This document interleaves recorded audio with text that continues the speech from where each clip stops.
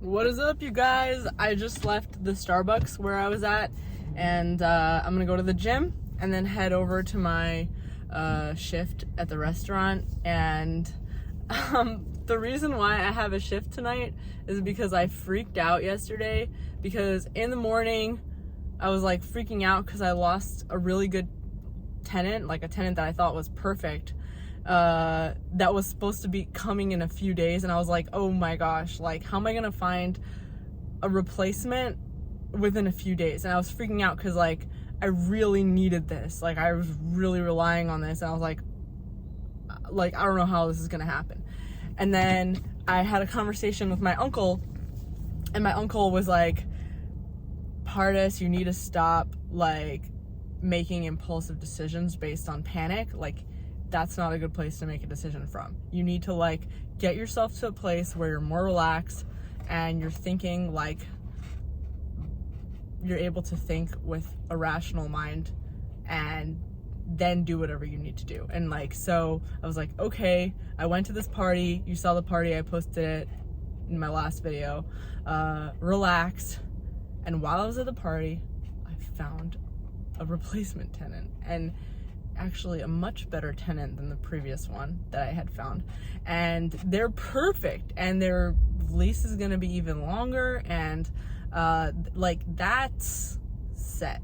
And I can focus on the second rental, and like it just lifted so much off my back, and I realized that like part of the reason why I haven't been winning in life is because I've been panicking so much all the time. Like I'm constantly panicking, and I'm constantly I keep looking back because there's cars coming, and I'm actually like just parked in the middle of this thing because I wanted to like tell you.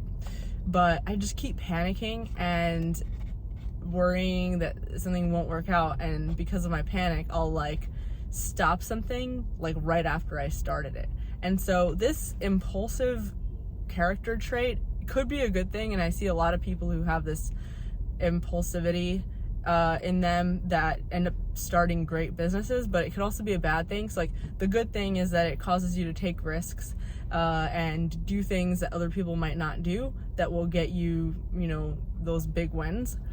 But the impulsive nature also causes you to exit things prematurely before being able to see the results.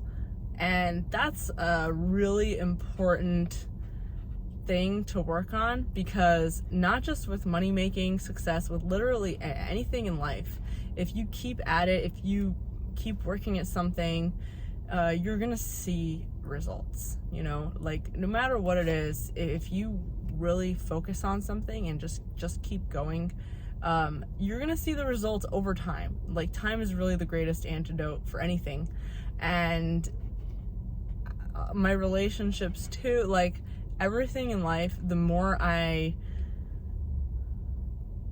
push myself to like meditate on it, take time, don't rush things, don't jump to a conclusion, allow the impulsivity to come out when you're like taking risks or going on an adventure, but like don't let it affect you in a negative way. And the only way to do that is to like have this conversation with yourself. Like you have to like tell yourself, okay, I don't want to make an impulsive decision from a place of negative, like negative fear, panic, whatever.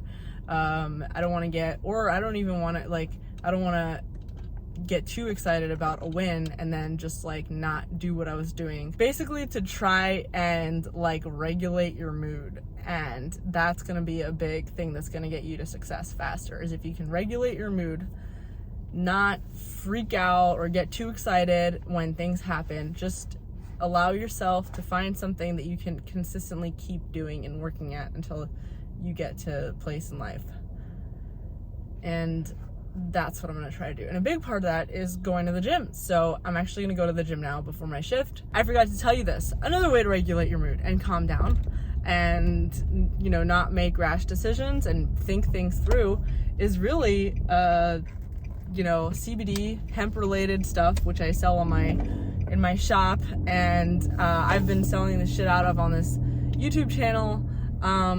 You know, not because I want to get you hooked on anything that's not good for you, but for the people that it makes sense for them, if it's legal in your state, if it works, if your doctor recommends it. My doctor recommended it for me because I have such high anxiety and such an impulsive nature, but for everybody it's different. And if it works for you, that could be a big source of like mood stability, mood stabilizing, so that you don't feel like making these impulsive decisions as quickly. So if that helps for you, I definitely recommend it. And it can get you to a place in life where you're able to think more clearly. Dallas. This is a nice area. Looks like we're in Preston Hollow here.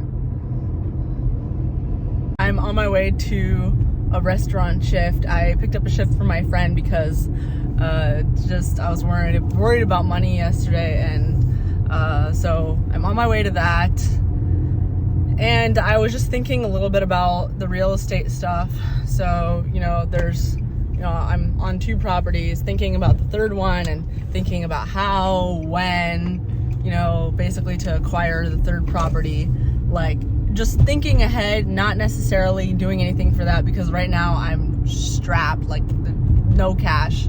And so, like, I'm just more strategizing. And what I'm thinking is, so everyone's talking about this real estate crash that's about to hit us. It's about to be a huge real estate crash, and we're already seeing like the seller's market kind of die down a little bit. There's a lot more homes coming on the market, and people are having a little bit more trouble selling their homes.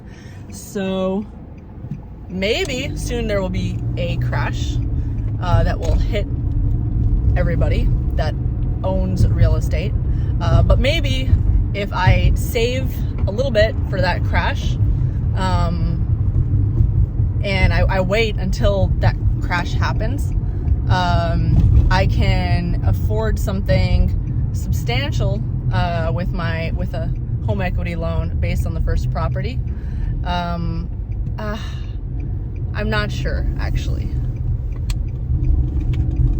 I'm not sure, but I'm thinking maybe if I wait a little bit for a crash, I could buy during that time. And I know a lot of people have made money that way during recessions, 2008, whatever. So maybe I'll try to do that, but I really don't know what I'm doing. I've never bought a foreclosed home. I haven't helped someone else buy it. I have no idea how that works. So I really will have to do a lot of research on buying foreclosures ahead of this crash, if it is actually going to happen.